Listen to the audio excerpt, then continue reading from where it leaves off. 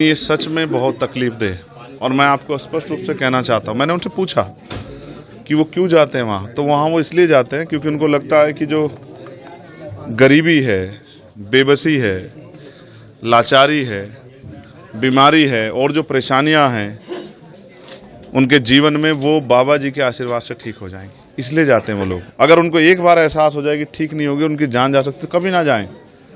मैंने उनको आज कहा है कि वो समझें, पढ़े लिखे लोगों को समझना पड़ेगा कि बाबा के पास जाने से नहीं, बाबा साहब अम्बेडकर के विचारों पे चलने से ज़िंदगी में बदलाव होगा। और इस घर में आके मुझे एहसास हुआ कि ऐसा नहीं कि ये लोग आगे बढ़ने का प्रयास नहीं कर रहे हैं, इस गरीबी बेबसी की बेड़ियों काटने का प्रयास नहीं कर रहे हैं। ये बच्ची है हमारी छोटी बहन, तैयारी कर रही है, ये मेरा छोटा भाई तैयारी कर रहा है, लेकिन इन्होंने पुलिस की भर्ती का पेपर भी दिया था, लेकिन वो पेपर ही लीक हो गया और उसके बाद चुनाव हुआ। अब तक सुध नहीं ली मुख्यमंत्री जी ने कि भाई वो पेपर दोबारा करा दें तो बहुत सारे गरीबों के बच्चों को रोजगार मिल जाए।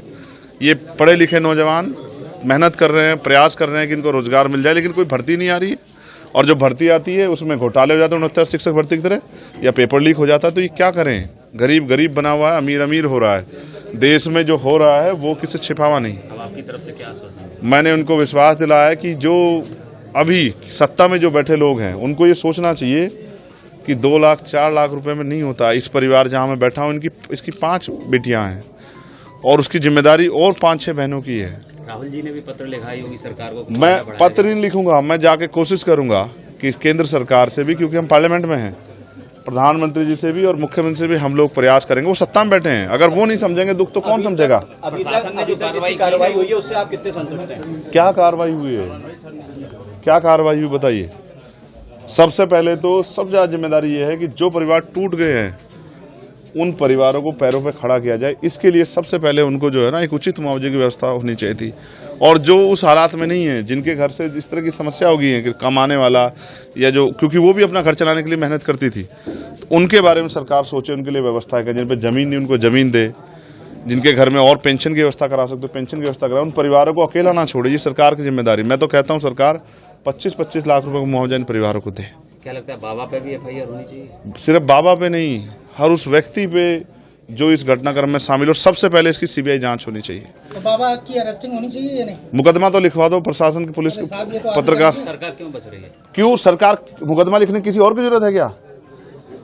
बताओ ना। सबका साथ सबका विकास की बात करने वाली इतनी बड़ी घटना पे चुप्पी सरकार की, क्या समझ आता है? अपोजिशन पार्टियां भी कहीं ना कहीं बाबा के नाम लेने से बच रही हैं। नहीं, हमें किससे बचने की जरूरत नहीं है। मैं ये कह रहा हूं कि जांच हो, जो दोषी हो उस पर सख्त कार्रवाई हो, और अगर भविष्य में कोई भी ऐसा हो, किसी भी धर्म का हो, तो शासन प्रशासन आंख बंद करके घरों कमरे अपने दफ्तरों में ना बैठे। क्या ये इंटेलिजेंस का फेलियर नहीं है? क्या ये LIU का फेलियर नहीं है? क्या पुलिस और प्रशासन का फेलियर नहीं है? क्या ये वो इसके जिम्मेदार नहीं है? अगर उन्होंने उचित व्यवस्था की होती तो आज इतनी बड़ी दुर्घटना नहीं होती। तो मैं ये कहता हूँ FIR भी दर्ज हो और जांच हो कि ये किस तरह से हुआ, और जिन अधिकारियों की लापरवाही उन पर भी कार्रवाई हो। क्योंकि अगर आयोजनों में, इस तरह के आयोजनों में लापरवाही बढ़ती जाएंगी तो फिर इसका खामियाजा ऐसे ही मौत के तांडव के साथ जनता को भुगतना पड़े। सांसद जी, इसकी न्यायिक आयोग जांच कर रहा है, आप सभी परिवारों से मिलने, पीड़ित परिवारों से, क्या आप भी पक्ष रखेंगे इनका मजबूती से? बिल्कुल रखूंगा। मैं तो पार्लियामेंट में इस विषय को उठाने वाला हूँ कि 120 लोगों की जान अहमियत रखती है। और जिन अस्पतालों में आप गए, मुख्यमंत्री जी बहुत वादे करते हैं, तो बताओ अस्पतालों का सच ये है नहीं कि अस्पतालों में ताले लगे हुए थे और नहीं थी कोई डॉक्टर, ना कोई व्यवस्था, ना कोई दवाई? ये सच है या नहीं है? इसको भी स्वीकार करने की हिम्मत जुटाए मुख्यमंत्री। या बस पीठ थपथपा के काम चल जाएगा, केंद्र स्टेट की पीठ थपा, स्टेट केंद्र के बारे में वाहवाही कर देगा। सच बताओ कि अच्छे अस्पताल नहीं है, अच्छे इलाज की व्यवस्था नहीं है, प्रशासन एडमिनिस्ट्रेशन का और पुलिस का फेलियर है, और सरकार जिम्मेदारी ले और 25-25 लाख रुपए मुआवजे की व्यवस्था इन परिवारों के लिए करें। और जो बच्चे बेरोजगार घूम रहे हैं उनके लिए भी रोजगार की व्यवस्था करें, ऐसा भी मुख्यमंत्री को सोचें। राम राम भाई सारा ने, मैं शिवानी यादव।